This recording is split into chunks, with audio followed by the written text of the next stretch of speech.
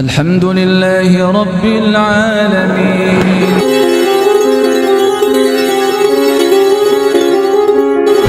Kalau kita rujuk pada Habibie Allah yarham, di akhir-akhir masa tua beliau sempat menyesal kecanggihan otak, kecanggihan pendidikan formal, kecanggihan teknologi yang beliau kuasai ini sesungguhnya di hari tua kurang begitu bermanfaat. Seandainya dari kecil dia mendalami agama, kurang lebih seperti itu.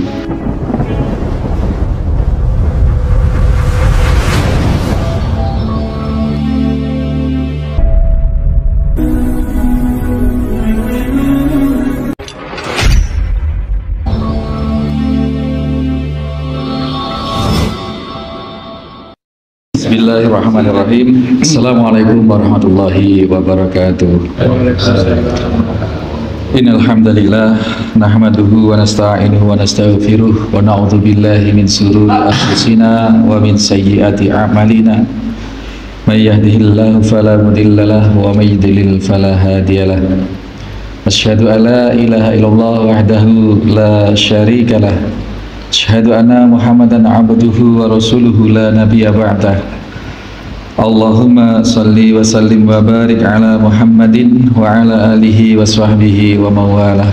Ma'asyiral muslimin jamaah salat subuh musalla Al-Hikmah Talkandang Situbondo serta segenap mustami atau penyimak dimanapun saat ini berada, rahimani wa rahimakumullah. Dua tipikal manusia yang oleh Nabi SAW petakan dengan sedemikian jelas, berikut ciri-cirinya. Yang pertama, orang yang hina itu orang yang tidak berkualitas, memperturutkan hawa nafsu. Yang kedua adalah watamanna 'ala Allah. Dia berangan-angan saja atas Allah Subhanahu wa taala. Maksudnya begini, Pak. Yang dia kenali oleh yang dia kenali atau yang dia yakini atas sifat Allah itu hanyalah yang Rahman dan Rahim. Dia berangan-angan surga Allah Subhanahu wa taala dengan bermodal bahwa Allah itu adalah Rahman Rahim, Allah Maha Pengasih, Maha Penyayang, Maha Pengampun. Masuk aku berbuat dosa, engkau lek tobat pasti diampuni oleh Allah. Wah, agama itu penak, jangan dipersulit. Sopo sing mempersulit agama? Agama itu mudah, jangan dipersulit. Bertuhan itu mudah, jangan disulit-sulitkan. Nah, itu prinsip-prinsip diantaranya orang yang amaniyah itu adalah angan-angan. Angan-angan itu adalah pengharapan kosong sebenarnya, Pak. Angan-angan itu adalah harapan kosong yang tidak berdasar, ya. Tamanna, seseorang yang hanya berangan-angan atas Allah Subhanahu wa taala. Watamanna 'ala Allah. Jadi hanya berkhayal. Saya pernah ketemu orang yang menyatakan, wah aku masih gak sholat. Ada loh kok, aku meskipun gak sholat, gak poso, sing penting aku apik karo wong, sing penting aku meneh karo wong, sing penting aku baik dengan orang, aku berderma kepada manusia, tidak nyakiti hati manusia. Pasti Allah punya pertimbangan yang sangat adil kelak. Ya, apa jari Gusti Allah, aku dilponi ning neraka apa ning surga. Tapi saya yakin Allah Maha Pemurah, Maha Pengasih memasukkan saya ke surga. Ada yang seperti itu, Pak. Ya, jadi ini termasuk tamanna 'ala Allah, berangan-angan kosong atas Allah. Dia bisa saja bukan tidak tahu bahwa syarat untuk memperoleh surganya Allah, syarat untuk memperoleh kasih sayang Allah itu harus mengikuti syariatnya Allah, mengikuti apa firman atau apa yang dikatakan oleh Allah. Ke orang tua saja, sahabat. Kalau kita ingin diwelasi oleh orang tua, tentu anak itu harus nurut apa kata orang tua. Kita sudah menjadi orang tua di sini semua. Bagaimana kalau anak kita itu sama sekali tidak nurut pada kita? Apa kadar cinta atau kadar kasih sayang kita akan berubah atau tidak? Bahwa dia adalah anak kita, iya. bahwa kita menjadi tanggung jawab kita yang harus kita bimbing, harus kita belain, harus kita modalin, iya. Tetapi rasa itu tidak bisa dibohongi, Pak. Apalagi anak itu lebih dari satu, pasti ada rasa yang berbeda antara kepada anak satu kepada anak yang lain. Ada anak itu yang komplain ke orang tuanya, memang sampai itu kalau sama saya beda dengan kalau yang sama si adik itu atau sama si kakak itu. Ada yang seperti itu, Pak.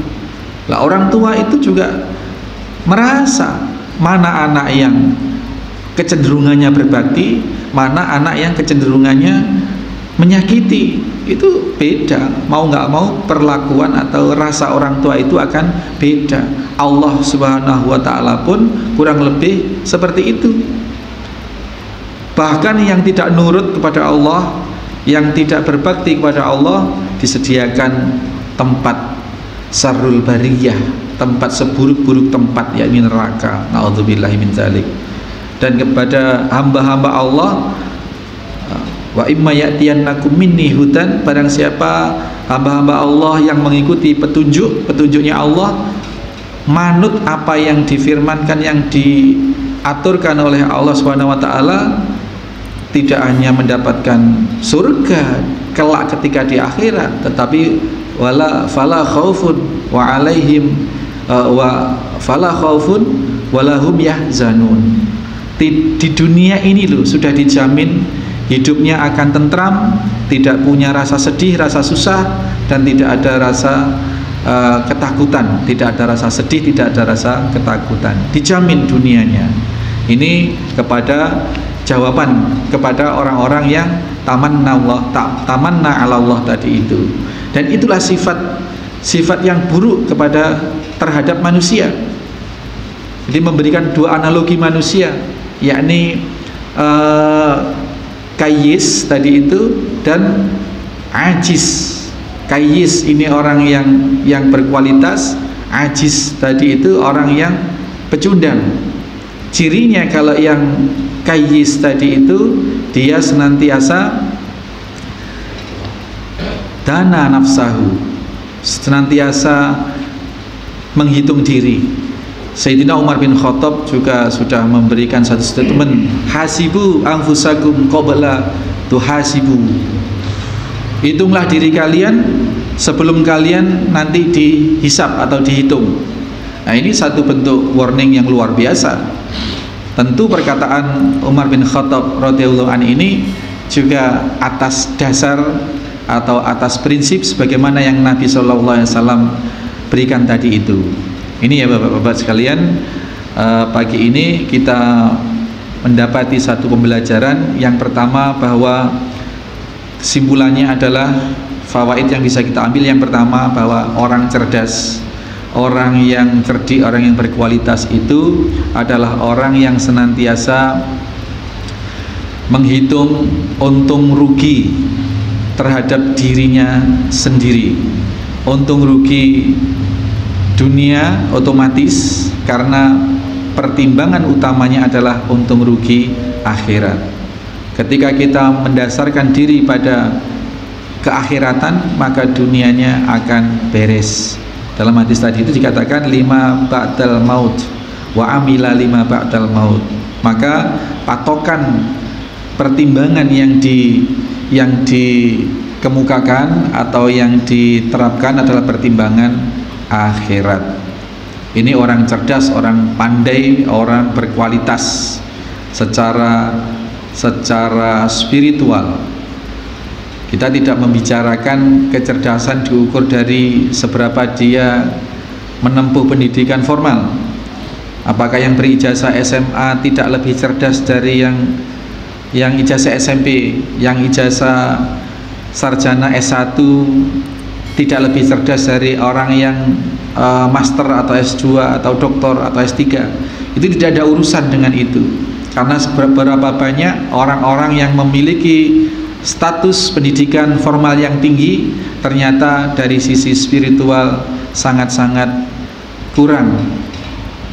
Ya, kalau kita rujuk pada Habibie Allah yarham, di akhir-akhir masa tua beliau beliau sempat menyesal. Kecanggihan otak, kecanggihan pendidikan formal, kecanggihan teknologi yang beliau kuasai, ini sesungguhnya di hari tua beliau baru merasa itu kurang begitu bermanfaat. Ya, seandainya dari kecil dia mendalami agama, kurang lebih seperti itu, maka ilmu agama atau ilmu bagaimana kita bisa selamat dunia akhirat, ini yang dibahas oleh Nabi Shallallahu Alaihi Wasallam. Maka cerdas dalam hari ini, berkualitas dalam hal ini bukan diukur dari seberapa tinggi pendidikan formal, tetapi seberapa orang itu pandai memilah, pandai menghitung untung rugi dunia akhirat bagi dirinya. Yang pertama. Yang kedua, bagaimana dia bisa melaksanakan kebaikan-kebaikan dan menghindarkan keburukan-keburukan yang akan berakibat kepada kehidupan setelah mati nanti. Ini yang pertama, definisi kecerdasan dan kriterianya apa yang harus dilakukan. Yang kedua, kita bisa mendapatkan satu ilmu bahwasanya dari hadis ini kita menjadi lebih mahfum atau lebih faham atas pentingnya ilmu, Pak. Bagaimana orang bisa menimbang diri, bagaimana bisa orang ahsibu tadi itu bisa berintrospeksi kalau tidak punya dasar keilmuannya. Bagaimana orang bisa mengetahui saya telah berbuat kebaikan apa hari ini di sisi Allah, dan saya telah melakukan keburukan apa hari ini di sisi Allah, kalau dia tidak punya ilmu halal haram, kalau dia tidak punya ilmu adab, kalau dia tidak punya ilmu tentang tuntunan-tuntunan bimbingan-bimbingan dari Allah, dari Rasul Shallallahu Alaihi Wasallam. Maka di sini pentingnya ilmu. Orang bisa jadi orang baru ngeh. Saya ada teman yang bekerja di perusahaan bonafit yang sebenarnya itu perusahaan ribawi. Dia tahu bahwa riba itu haram, bahwa dosa terkecil dari riba itu adalah, dari memakan riba itu adalah, dari aktivitas riba itu dosa terkecilnya adalah seperti menzinai ibu kandungnya sendiri. Dia sudah tahu, tetapi karena keterbatasannya ilmu di dalam hal tertentu, dia tidak tahu bahwa dia sedang bekerja di wilayah, di ranah riba itu. Maka setelah kemudian ngaji, dia paham, oh ternyata selama ini saya berada di kubangan riba. Maka dia putuskan untuk resign, kemudian memulai, gajinya jangan ditanya, Pak, 2 digit gajinya, gajinya 2 digit, ya ratusan juta. Setelah dia paham bahwa ini termasuk perbuatan riba, ya termasuk pekerjaan riba, maka dia putuskan, dia ikhlas karena Allah, putuskan untuk meninggalkan sesuatu karena takut kepada Allah. Maka janji Allah betul.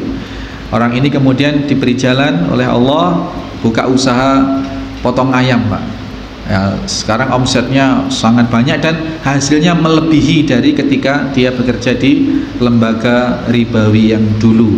Nah, ini menunjukkan bahwa ilmu itu penting. Orang sudah tahu bahwasanya ya tadi itu, bahwa riba itu berdosa, tapi dia tidak sadar yang dilakukan itu adalah riba.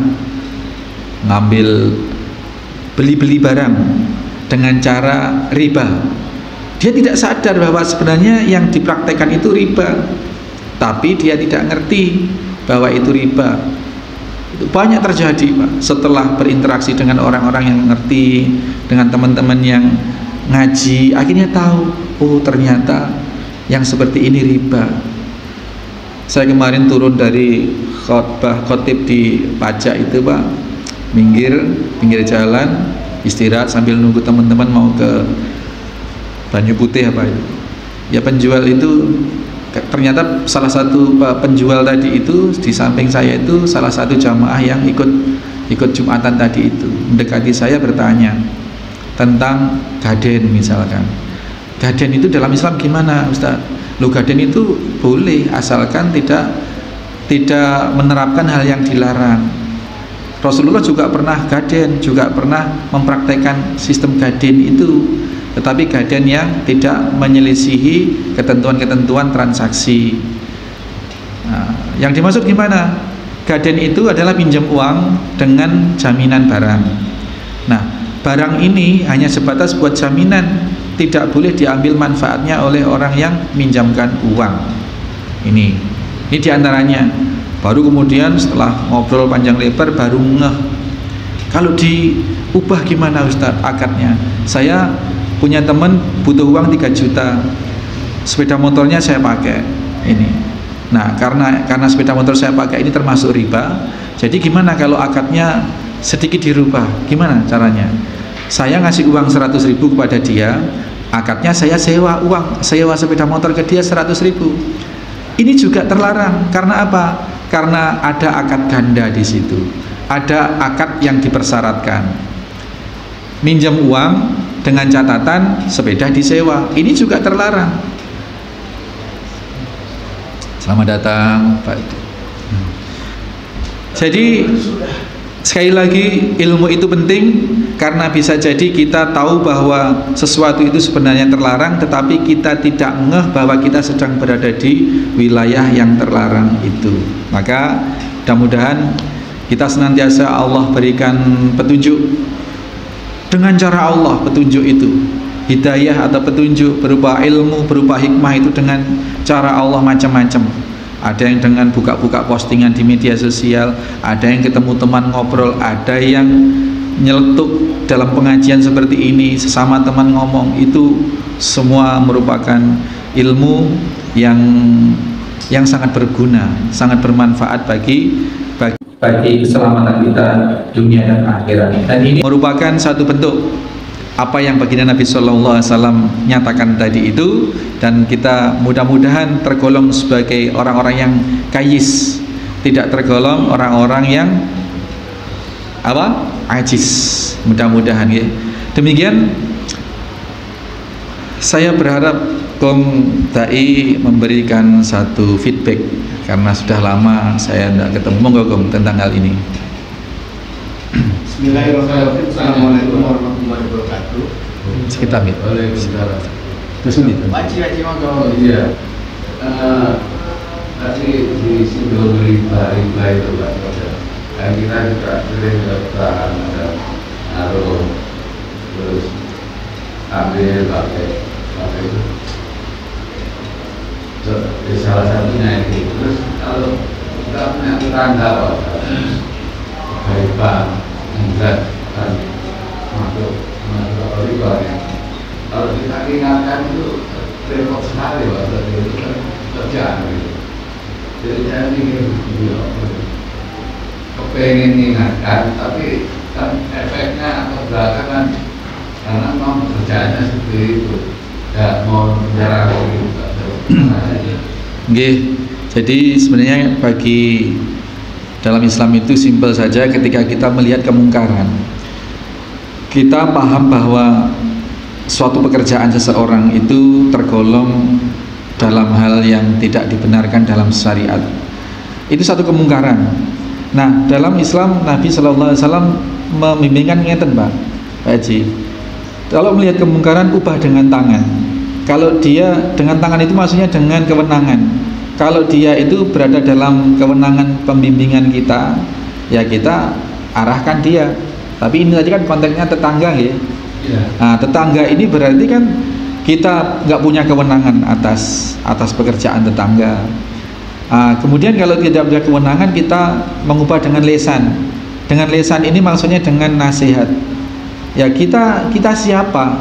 Ke dia itu kita siapa?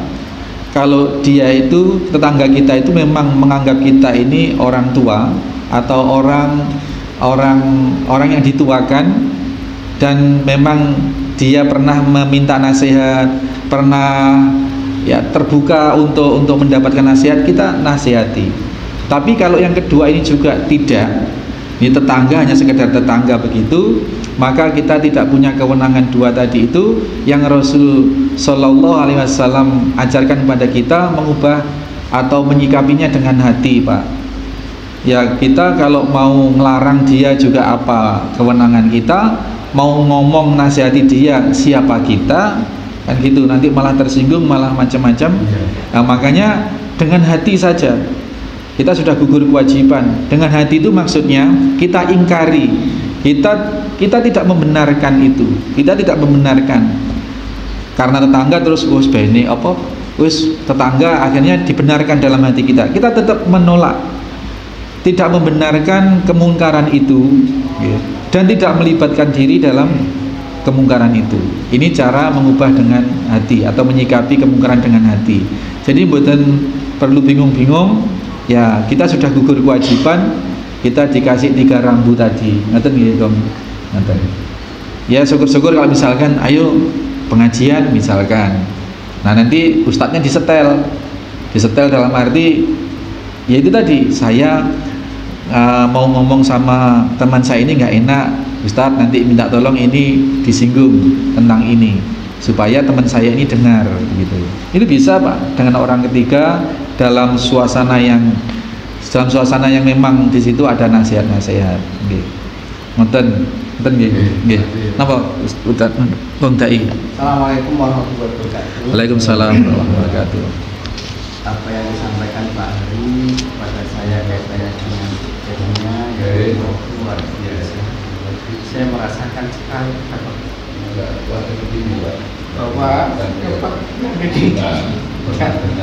saya pun itu saya mendengar penjelasan yang luar biasa dari hadis yang disampaikan. Apa kita milih yang nice atau aziz dijelaskan sehingga prospek kita insya Allah di dunia bahagia, di akhirat masuk surga. Amin. Dan kami berharap semua jamaah kalau bisa sejak awal, khususnya pada jamaah bersama-sama sholat subuh, kemudian bisa mengikuti, apalagi ada tanya jawab seperti Pak Jirbu, tambahan kayak ini, menurut saya sendiri ini amat sangat luar biasa manfaatnya. Rindu sekali sebenarnya saya sudah 4 bulan ini rasanya duduk di sini, dan insya Allah sudah 3 kali ini dengan Pak Imam Sukri, sekarang dengan Pak Ustaz. Alhamdulillah. Yang jelas Pak, terkait dengan orang yang berkualitas terus senantiasa kita asah, terutama pada kegiatan-kegiatan aplikasi ibadah makdoh, khususnya sholat dan ngaji. Jangan sampai kelewatan, khususnya diri saya sendiri dan bapak-bapak yang memang usianya sudah merangkak tinggal sedikit. Kalau kita nikmati, apalagi tadi disinggung Pak Habibie, ya Allah, mudah-mudahan kita di dunia bahagia, di akhir masuk surga. Memang tantangannya khususnya melawan kesehatan dan berikutnya melawan fitnah-fitnah yang lain, dan kami berharap mudah-mudahan maunya Allah selalu diberikan kepada kita tetap istiqomah dalam menjalankan tugas. Insya Allah kita dalam kategori orang-orang yang kais tadi, yang bisa menghitung diri kita sehingga nanti implementasi di akhirat kita berada pada Robbana atina fid dunya hasanah wa fil akhirati hasanah wa qina adzabannar. Terima kasih. Assalamualaikum warahmatullahi wabarakatuh. Waalaikumsalam warahmatullahi wabarakatuh. Pak Dedi, ada sesuatu? Apa benderanya tidak kurang satu, Pak? Satunya Palestina, Pak. Partai. Kita akhiri ya Pak. Mudah-mudahan barokah kita sholat suruh, dan kita berjumpa Sabtu depan insyaallah. Subhanakallahumma wa bihamdika asyhadu an la ilaha illa anta astaghfiruka wa atubu ilaik. Assalamualaikum warahmatullahi wabarakatuh.